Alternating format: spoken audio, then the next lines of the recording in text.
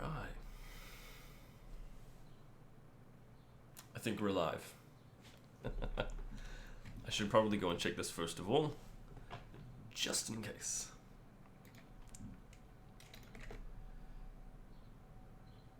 But I think we're good. It's always really difficult knowing when it's actually live versus what I'm sending versus what's not live, but that's alright. I think we're good. So, let's roll with it. I thought today would be a little bit of something different. So you can see I'm looking slightly over. I wanted to do a little bit more of a about session today. So today is the 100th episode. That's 100 episodes of basically every single day. I wake up in the morning, and if I haven't kind of been building it over the previous day, I will then catch up on what the latest news is with DigiByte. Sometimes I do go to bed the night previously, not knowing what the heck I'm actually going to do when I wake up the next morning. That's kind of a bit exciting, but yeah. So with DigiByte update, it all started back in the day with a friend coming to me, and he's quite involved in the DigiByte community, especially online. He likes to kind of lay low and fly under the radar a little bit, though he doesn't use his name most of the time. But he said to me, he was like, "Hey Joe, why don't you start doing something daily?" He said, "Do you reckon you could put out some news updates for 7 days?" He said, "We've had so much happening lately with DigiByte. We need some way for people to both know about it, stay informed, as well as like a history over time that will show we've been doing stuff. We haven't been kind of resting on our laurels, especially as this lovely, prolonged bear market has been happening." And so I thought about it, and I thought, you know what, it's interesting because I'm also always saying to people, hey, you can go out and you can do things. Why don't you do it for yourself this time, Joe? Why not? Why not go and instead do a daily video? We'll do 7 days worth. And here we are today at 100 days. So that's kind of scary. 100 days. Hey, Kanan, it's good to see you, man. Yeah, look, 100 days. So, yeah, granted, there are some days where obviously, like, I wake up and I'm either in too much of a rush, or we've been too busy, or I'm, like, for example, when I was away with my wife for her birthday. So I think over the last actual 100 days, I have taken 3 days off. That's not too bad, all things considered, and I'm kind of proud of that. Especially given, you know, I wake up, get out of bed, go have a shower. That's kind of why I'm a little bit wet half the time or whatever. And then I've got to go off to work. I've still got a day job that requires my day, really, sadly. But, you know, one day, hopefully, things going well with crypto, I'll be able to do this sort of thing full time. I'd love that. It sounds great. Maybe a dream for in the future. Who knows? But for now, I don't have any plans on stopping with this. And I would like to think that what we've now built up over the last 100 days is actually going to be really good to... Well, I mean, it's a tough one because I can't imagine people kind of sitting down, right? Like, so let's say you're new to crypto and you sit down and you're like, you know what, I'm gonna find out about DigiByte, and you go and there's 100 episodes of DigiByte update. No one's gonna go back and watch the first one. At least I really hope they don't. Especially seeing as everything that I do is completely ad-lib, just like this is today, except usually I'm hitting the record button instead of the stream button. So yeah, it's everything. You'll notice a lot when I do them. Occasionally I'll stutter on some words or something. This is because I do it, and I do it once, and that's it. So I kind of think that's cool because on the one hand I save a bunch of time having to do post-production. On the other hand, you get the genuine, raw, not always, not suitable, but you know what I mean? Not always saying quite the right thing. Sometimes we'll get it a little bit wrong, but I like that about it. I like the genuineness of it. I feel like that kind of offers something to it. Hey everybody, it's good to see you there, Michael. Talking about a bi-weekly update. That's an interesting thought. Maybe doing it, once or twice a week, once every 2 weeks. Kind of contemplated that, but then I sort of thought, you know what? The problem is if I'm looking at updates, right? Most of the DigiByte updates can be done completely without video. If you really want, you can run it in the background, and that'll still work. The problem with doing them less frequently is they build up. And I think the longest one that I've actually done was like 9 minutes. And that was me just kind of on camera. The longest one I've done at my computer, I think, is around about 6 to 8 minutes, somewhere around there. I might have done 1 or 2 in that kind of vicinity. Most of the time, they're kind of under 5 minutes. So, I mean, already we're at, like 5.5 minutes with this. This is probably going to be one of the longer ones. Hopefully, I won't ramble on for too much longer. But the problem is like, I don't know about you, but I certainly feel this way if I'm looking at a YouTube video and it says 20 minutes, and I look at it and I go, oh shit, that's 20 minutes. I don't know if I'm going to get that 20 minutes of my life back. Like, that's a long time. It's a tough one, but I'm open to the feedback and I appreciate it, so thank you for that. For now though, I like the idea of doing these short, sweet little updates that you don't actually have to have the video going for. So that kind of brings me on to DigiByte and Friends. Now this is something that I've obviously just started up recently, and I want to talk to you a little bit more about that as well. So obviously with the DigiByte updates, it's daily, it's very ad hoc, there is very little in the way of planning, there's no script, there's no nothing, it is basically a sit down and let's just record it and we're done, and it's great, I think. But with DigiByte and Friends, I want to be a lot more particular about it, I want to be a lot more specific, and so first of all, obviously, we started off with Navcoin. Now, that was super cool because they're doing a lot of really interesting stuff with their DAO, on-chain governance, staking, and all that sort of juicy stuff. So it's really quite cool, and I feel like as a broader DigiByte community, there's a lot that we have that we could learn from that. I'm not saying that we're specifically going to adopt everything that they're doing, but I feel like we can learn a lot of really cool stuff. Even if some of it is simply a reinforcement of this is why we are doing things this way. I'm not specifically picking on Navcoin. I really love what they're doing. It was a great catch up with Craig. I really enjoyed the episode. But subsequently after that, to have talked with Forrest about dApps and the likes, especially around Ethereum, to have talked with Kurt about scaling and big blocks and growing the blockchain and building value within DigiByte and, well, in his case, BSV, I feel like with DigiByte and Friends, we have an opportunity to be able to go and reach out to broader communities and people of interest and the likes, not just within our own immediate circle. Oftentimes, I don't know about you watching this. Hey, Crypto Angels, it's good to see you here.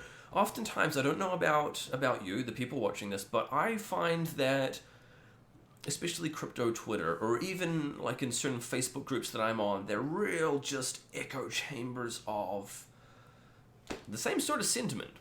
So what I wanted to do was to challenge DigiByte and to challenge other projects as well, and to be able to mutually grow both communities. So in the case of talking with Kurt, the BSV community, to be able to learn some cool stuff about what they're doing, why they're doing it, the difference behind building a crypto to receive it, which is the kind of the BSV model, bring value to it by making a service or offering or something which is going to mean that people want to go and buy some BSV to give it to you, versus the contrary, which is more of, say for example, the Litecoin way, which is I'm going to go and convince you to accept my Litecoin. Now, I'm not specifically saying that one is better than the other, but I'm saying that they're very different. And it kind of got driven home for me, especially yesterday when I was talking with Jared. And I was talking with him about Twitch. He said, look, Twitter would be great if it was stored on the blockchain. I said, actually, I've had a chat with Kurt from BSV. I know that they do Twitch app, and that's basically, it's kind of like Twitter on the blockchain.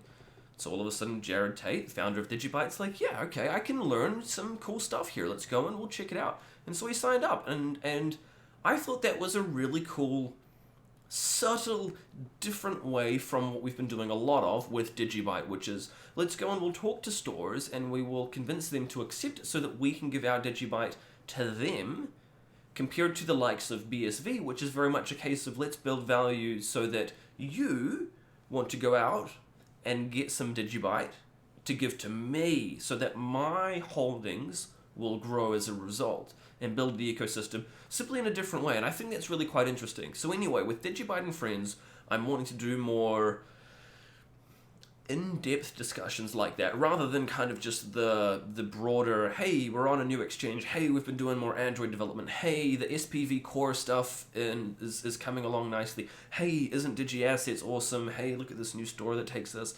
I think that's cool, I think it's got a really great place, but I want to hear specifically from you as the community about ways that, about different other communities that we can talk to that might be interested to hear about us, and that they can talk to that might be interesting to us to hear about. I want there to be that mutually beneficial discussion where iron is sharpening iron and we're all growing from it. I think that's something that we can really do here, which would be cool.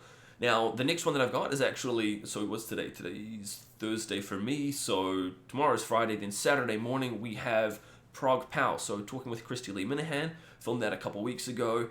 That was really good, and I think this is very topical for us as the broader community, because not only can we learn a lot about ProgPoW, and not only can we potentially implement that as an algorithm for DigiByte to replace one of the others, not only can we then start GPU mining again, broaden our miner base, and further decentralize and distribute the blockchain, but I also think we have an opportunity here to kind of show the likes of the Ethereum community and go, hey, you know what? I know that this has been controversial for some of you. I know there's been a lot of FUD spread around, a lot of it completely unwarranted, and you can kind of look at it just on the face and go, yeah, that's a little bit ridiculous. But also to be able to show in a very real and tangible way, hey, we have our multi-algo over here versus this single algorithm blockchain, not specifically just Ethereum, but a lot of them obviously. And by having 5 algorithms, it allows us that flexibility to swap out one of the mining algorithms in the event a better opportunity comes along, which is what ProgPoW I feel really will be. So this one's going to be slightly more technical, but I'm so excited about this. This is probably one of my favorite ones I've done so far, and I feel like this is really going to push the direction of DigiByte in the short-term future in terms of where we're going to go with the mining and things like that. So really hope you'll tune in for that. In, what are we now? It's about 48 hours time from now. I'll be doing the premiere, so it'll be here as well. But what I want to do is I also want to hear from you specifically about other communities and other places that you feel that we could benefit from and that could also benefit from us in a mutual way. So one of the other ones that I'm doing is I've talked a little bit about wanting to sponsor a village. So in 2018, we helped out a lot in Venezuela. We did a whole lot of work in terms of sponsoring. We went and we helped out with a hospital. We rebuilt some of the walls. We helped out with refrigeration units so that they can keep essential medicines and things chilled so that the people of that village don't have to travel to the next one.